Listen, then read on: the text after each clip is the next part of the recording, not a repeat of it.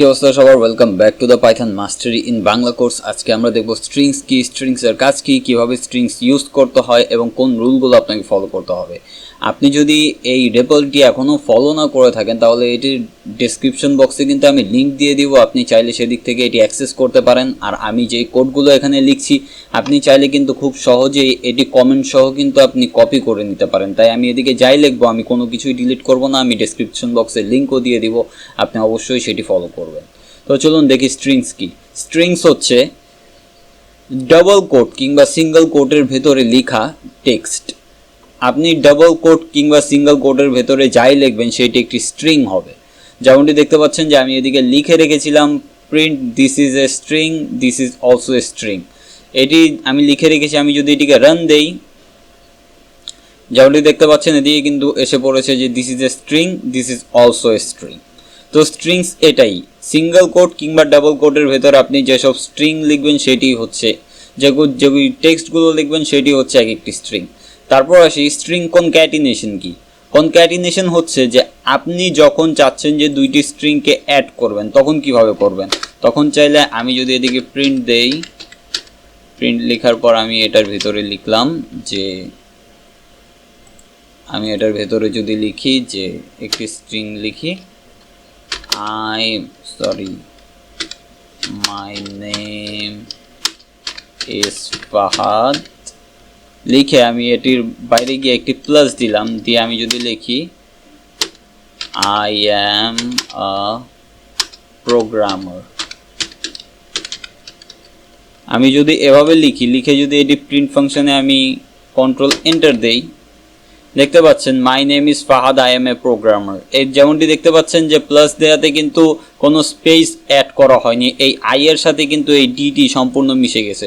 তো এর চেয়ে বাঁচতে আপনি যা করতে পারেন তা হচ্ছে ডি এর শেষে একটি স্পেস দিয়ে দিবেন, দিয়ে যদি কন্ট্রোল এন্টার দিই দেখতে পাচ্ছেন এদিকে কিন্তু একটি স্পেস চলে এসেছে। আরেকটি ওয়ে আছে এটি করার, তা হচ্ছে যে আপনি এটি এভাবে না দিয়ে এই প্লাসের পরে আপনি একটি স্ট্রিংয়ে একটি কোড দিলেন, দিয়ে ভেতরে একটি স্পেস দিলেন, দেওয়ার পর আপনি এদিকে আরেকটি প্লাস দিয়ে দিলেন। এখন যদি কন্ট্রোল এন্টার দেই my name is Fahad, I M A programmer, output একদম সেম আসছে, যদিও আমি এদিকে কিন্তু কোনো স্পেস দেইনি। আপনি চাইলে এরকম একটি, এই যেমনটি দেখতে পাচ্ছেন এর একটি সিঙ্গেল কোডের ভেতর কিন্তু আমি একটি স্পেস দিয়ে দিয়েছি। তো তারপর কি থাকে কনক্যাটিনেশন, কিন্তু আপনি চাইলে এভাবে ভ্যারিয়েবল অ্যাসাইন করেও করতে পারেন। যেমন আমি যদি এটি কেটে দিই এখন এভাবে,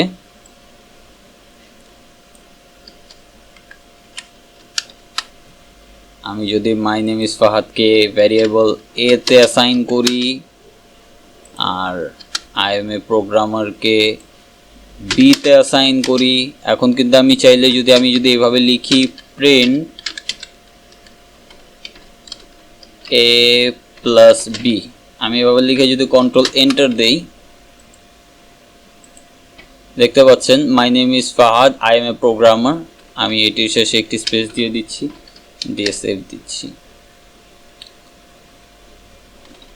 কন্ট্রোল এন্টার। এই দেখতে পাচ্ছেন এখন কিন্তু স্পেসটি এসে পড়েছে এবং আসছে my name is Fahad, I M A programmer. এরপরের বিষয়টি হচ্ছে যে যেমনটি আপনারা দেখতে পাচ্ছেন যে আমরা কিন্তু কনক্যাট করে দিয়েছি, দুইটি স্ট্রিংকে কিন্তু আমরা কনক্যাট করে দিয়েছি, অ্যাড করে দিয়েছি। এখন এটি কিন্তু খুব সহজভাবে হচ্ছে।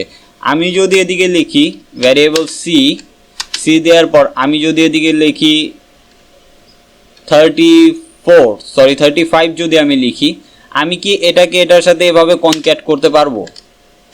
সি যদি আমি লিখে দিই তাহলে কি এখানে আসবে যে my name is Fahad, I M A programmer এবং এই 35 এটা কি আসবে? চলুন দেখি আসে নাকি। কন্ট্রোল এন্টার, এরর, যেমনটি দেখতে পাচ্ছেন এটি আমাদের এরর থ্রো করেছে। কি এরর থ্রো করছে চলুন বুঝি। Type error, can only concat str to str not int। এখানে এররটি বলছে যে আমরা শুধুমাত্র str এর সাথে str কনক্যাট করতে পারবো, int এর সাথে না। মানে স্ট্রিং এর সাথে স্ট্রিং অ্যাড করতে পারবো কিন্তু ইন্টিজার কিংবা নাম্বারের সাথে পারবো না। যেহেতু আমরা দেখতে পাচ্ছি যে সি একটি ইন্টিজার, তাই আমরা কিন্তু এটিকে এটির সাথে অ্যাড করতে পারবো না। তো আপনি যেটি পারেন এখন করতে হলে, আপনি কিন্তু যদি এটিকে একটি সিঙ্গেল কোটের ভেতর দিয়ে দেন তাহলে কিন্তু এটি একটি স্ট্রিং হয়ে যাবে। আপনি যখন এটিকে এভাবে লিখবেন তখন কিন্তু এটি কোনো ইন্টিজার রইল না, এটি কিন্তু স্ট্রিং হয়ে গেল। এখন যদি আপনি কন্ট্রোল এন্টার দেন তাহলে কিন্তু এটি প্রিন্ট করবে। এই দেখতে পাচ্ছেন যে hello my name is Fahad I M A programmer 35। তো এদিকে যদি একটি স্পেস দিয়ে দিই এটি কিন্তু প্রিন্ট করছে।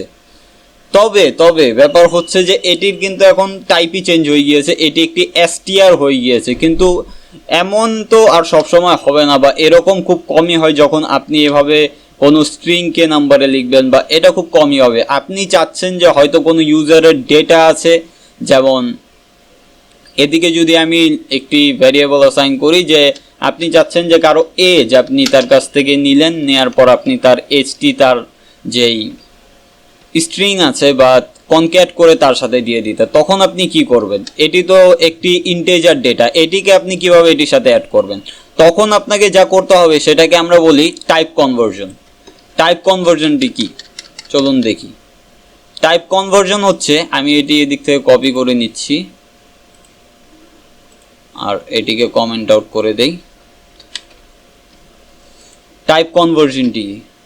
টাইপ কনভার্সন হচ্ছে যখন আমরা কোনো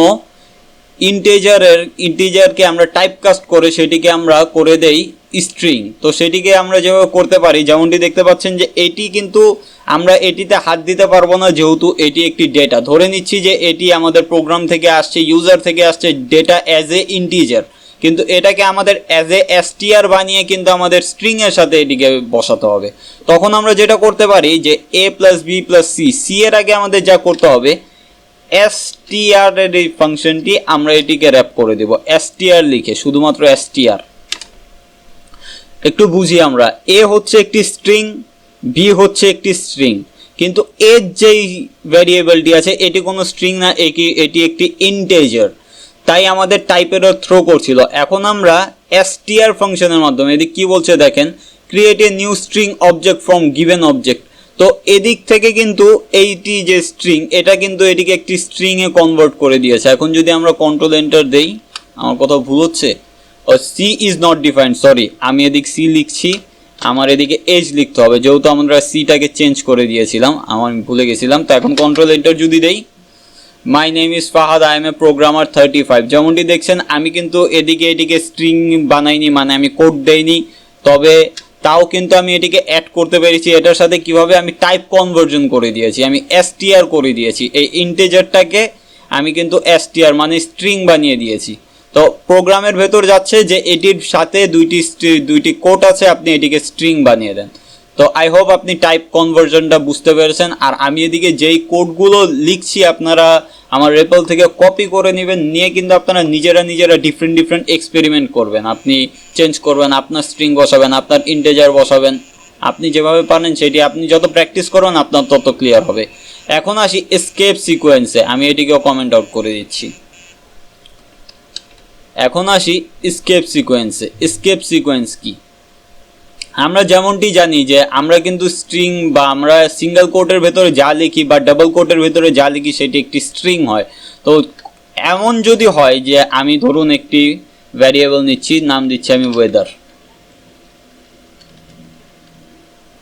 আমি ওয়েদার নামের একটি ভ্যারিয়েবল বানাচ্ছি, এটির ভেতর আমি একটি স্ট্রিং পাস করব। স্ট্রিংটি হচ্ছে ইটস a rainy day। কি হলো এখন দেখেন, সিঙ্গেল কোড দিয়ে কিন্তু আমি এটাকে র‍্যাপ করতে চেয়েছি কিন্তু হচ্ছে না, কারণ হচ্ছে এই অ্যাকচুয়াল স্ট্রিংটার ভেতরেই কিন্তু একটি সিঙ্গেল কোড আছে, তাই আমি এটিকে সিঙ্গেল কোড দিয়ে র‍্যাপ করতে পারবো না। এখন কথা হচ্ছে যে এটার সহজ সমাধান কি? সহজ সমাধান হচ্ছে যে আপনি ডাবল কোড দিয়ে চাইলে র‍্যাপ করতে পারেন। যেহেতু আপনার এই স্ট্রিং এর ভেতরে সিঙ্গেল কোট আছে, আপনার এটি একটি স্ট্রিং এর অংশ, তাই কিন্তু আপনি চাইলে এটিকে এভাবে প্রিন্ট করতে পারেন। আমি যদি এদিকে লিখি প্রিন্ট দেই, এটিকে আমি যদি এদিকে প্রিন্ট দেই weather, control enter, it's a rainy day, যেমনটি দেখতে পাচ্ছেন এরকম এসে পড়েছে। আবার সেম ভাবে যদি কোনো স্ট্রিং এর ভিতরে এমন একটি ওয়ার্ড থাকে যেটিতে আপনার ডাবল কোটেশন ইউজ করতে হবে, এই যেমনটি দেখতে পাচ্ছেন আমি ডাবল কোট দিয়ে দিয়েছি, এখন কিন্তু এরর থ্রো করছে, রেড হয়ে গিয়েছে, এটিকে আপনি সিঙ্গেল কোটে র‍্যাপ করতে পারেন। কিন্তু এখন দেখেন সিঙ্গেল কোটে আমি র্যাপ করেছি, প্রবলেমটি কোথায় হচ্ছে, আমার এই ইটসের ভেতরেও কিন্তু একটি সিঙ্গেল কোট আছে। তো আপনি তখন কি করবেন, যখন আপনার একটি স্ট্রিং লিখবেন যেটির ভেতরেও সিঙ্গেল কোট আছে এবং ডাবল কোট দুইটিই আছে, তখন এটিকে র্যাপ করবেন কিভাবে, আপনি সেটিকে আপনি কিভাবে প্রিন্ট করবেন। এটি তো দেখছেন অলরেডি রেড হয়ে গিয়েছে, তাই বলছে ইনভ্যালিড সিনট্যাক্স। তো এটি থেকে বাঁচতে আমরা যা ইউজ করি তা হচ্ছে এসকেপ সিকোয়েন্স। আমার যখন একটি, ধরুন আমি এটিকে ধরে নিচ্ছি যে আমি সিঙ্গেল কোট দিয়ে র্যাপ করব, আমি সিঙ্গেল কোটের ভিতরেও সিঙ্গেল কোট আমি ইউজ করতে পারি কীভাবে, তার জন্য আমাকে যা করতে হবে, আইটির পর আমার যখন একদিকে একটি সিঙ্গেল কোট আছে, আমি এদিকে সিম্পলি একটি ব্যাকস্ল্যাশ দিয়ে দিব, কাজ হয়ে গিয়েছে। এই ব্যাকস্ল্যাশ দেওয়াতে দেখতে পাচ্ছেন যে এটি কিন্তু পিঙ্ক কালার হয়ে গিয়েছে, এটি ইন্ডিকেট করছে যে এটি পাইথনের একটি পার্ট। আর এই ব্যাকস্ল্যাশটি কি করে, আপনি যখন এটি সিঙ্গেল কোট হোক কিংবা ডাবল কোট হোক, ইট ডাজন্ট ম্যাটার, যখন সে দেখবে যে এটি আছে আগে, তার পাশে যদি কোনো কিছু মিন করে কোনো কিছু, সে সেটাকে করবে কি, সে সেটাকে বলবে যে এরপরে যা আছে সবগুলো স্ট্রিং।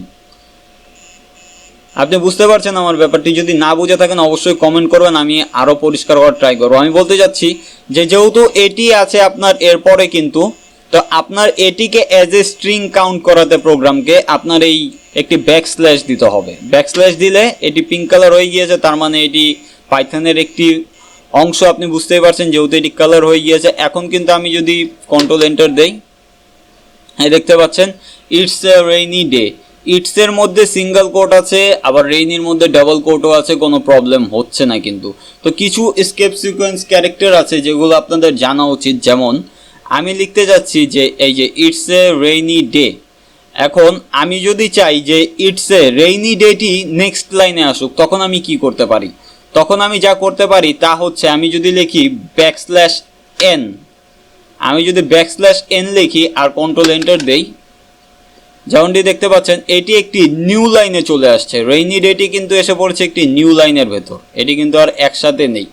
তো সেমভাবে আপনি যদি একটি ট্যাব দিতে চান, তাহলে আপনি যদি ব্যাকস্ল্যাশ টি লিখেন, তাহলে কিন্তু একটি ট্যাব এসে পড়বে, মানে 4টি স্পেস এসে পড়বে এই রেইনি ডে এর আগে। আমি আবার দেখাচ্ছি, control enter, it's a rainy day, এটি কিন্তু এসে পড়েছে। এখন কথা হচ্ছে যে যদি ধরুন আপনার এরকম কোনো কিছু লিখতে হবে, এরকম কোনো স্ট্রিং লিখতে হচ্ছে যেটার ভেতরেই ব্যাকস্ল্যাশ ইউজ করতে হবে আপনাকে, তখন আপনি কিভাবে ইউজ করবেন। ধরুন আমি এদিকে একটি প্রিন্ট ফাংশন নিয়ে নিচ্ছি, আপনি চাচ্ছেন এই স্ট্রিং এর ভেতর একটি ব্যাকস্ল্যাশ প্রিন্ট করবেন, এটি আপনি কিভাবে করবেন, যেহেতু ব্যাকস্ল্যাশ দেওয়ার পর কিন্তু এদিকে আপনার পিঙ্ক হয়ে যাচ্ছে, এটি অলরেডি কি বলছে, ইওএল ওয়াইল, দাঁড়ান দেখি, ওয়াইল স্ক্যানিং স্ট্রিং লিটারাল, এটি আপনার পাইথনের হিসেবে কাউন্ট করছে। আপনি চাইলে এদিকে একটি ব্যাকস্ল্যাশ প্রিন্ট করতে পারবেন না। তো একটি ব্যাকস্ল্যাশ যদি আপনার প্রিন্ট করতে হয়, তখন আপনাকে কি করতে হবে, 2টি ব্যাকস্ল্যাশ দিতে হবে। আমরা যখন এদিকে 2টি ব্যাকস্ল্যাশ দিয়ে দিব, একটি ব্যাকস্ল্যাশ কাউন্ট হবে। আমি যদি এদিকে কন্ট্রোল এন্টার দিই, এই দেখতে পাচ্ছেন একটি ব্যাকস্ল্যাশ কিন্তু এদিকে প্রিন্ট হয়ে গিয়েছে অলরেডি। তো এইভাবে আপনারা ডাবল ব্যাকস্ল্যাশ ইউজ করে কিন্তু আপনারা পরেরটিকে কাউন্ট করতে পারেন, একটিকে আপনি স্কেপ করে ফেলতে পারেন। যেমনটি আমি বলেছিলাম যে ব্যাকস্ল্যাশের পরে যা আসবে সেটিকে কাউন্ট করতে হবে অ্যাজ এ স্ট্রিং।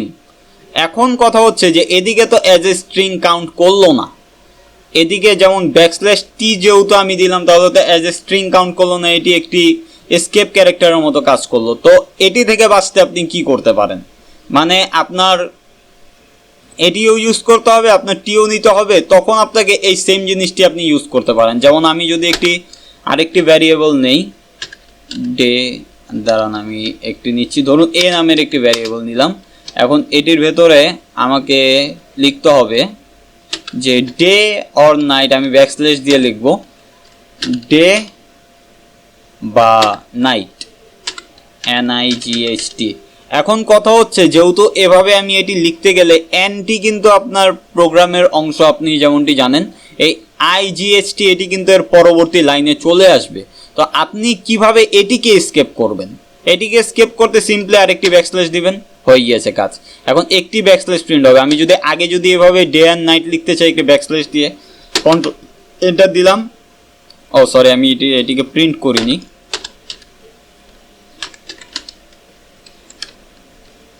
এ দিয়ে কন্ট্রোল এন্টার দিলাম। এই যেমনটি দেখতে পাচ্ছেন নিউ লাইনের মধ্যে IGHT এসে পড়েছে ডের পর। এই ব্যাকস্ল্যাশটি কিন্তু আসেনি, কিন্তু আমরা এভাবে লিখতে যাচ্ছি যে এভাবে লিখতে চাইলে আরেকটি ব্যাকস্ল্যাশ দিয়ে দিব। স্কেপ হয়ে গিয়েছে। এখন যদি কন্ট্রোল এন্টার দেই simply day and night, day বা নাইট এদিকে কিন্তু এসে পড়েছে। তো আশা করি আপনারা স্কেপ সিকোয়েন্সও বুঝতে পেরেছেন। এর পরের ভিডিওতে আমরা দেখব যে আমরা ফরম্যাটেড স্ট্রিং কিভাবে ইউজ করতে পারি আমাদের যাতে কাজ আরও বেশি ইজি হয়ে যায়। তো আজকের ভিডিওটি একটু লং হয়ে গিয়েছে, আমি আর লং করতে চাচ্ছি না। তো আপনারা যদি না বুঝে থাকেন এই ভিডিওর কোনো কিছু তো অবশ্যই কমেন্ট করবেন, আমি অবশ্যই আপনাকে বুঝিয়ে দিব যে আপনার কোথায় ভুল হচ্ছে। আর যদি আপনার এদিক থেকে কোনো সন্দেহ থাকে আপনি চাইলে গুগলও করতে পারেন, করে কিন্তু আপনারা ডকুমেন্টেশনগুলোও পড়তে পারেন যদি চান, যদি আপনার কোনো জায়গায় সন্দেহ থাকে। এই স্কেপ সিকোয়েন্স ব্যাপারটা আপনারা একটু ভালো মতো বুঝে গেলে আপনাদের স্ট্রিংয়ের মধ্যে অনেক হেল্প হবে, কারণ অনেক সময় মানুষ এই স্কেপ সিকোয়েন্স নিয়ে অনেক প্রবলেমে পড়ে যায় যে আমার এদিকে স্ট্রিংয়ের ভেতরে এটা লিখতে হবে, আমি কীভাবে লিখবো। তো আজকের জন্য এই ছিল। ভিডিওটি যদি ভালো লাগে অবশ্যই লাইক বাটনে প্রেস করে দিবেন, আর চ্যানেলটিতে নতুন হয়ে থাকলে অবশ্যই সাবস্ক্রাইব করবেন। দেখা হচ্ছে নেক্সট ভিডিওতে, ততক্ষণ অবধি আল্লাহ হাফেজ।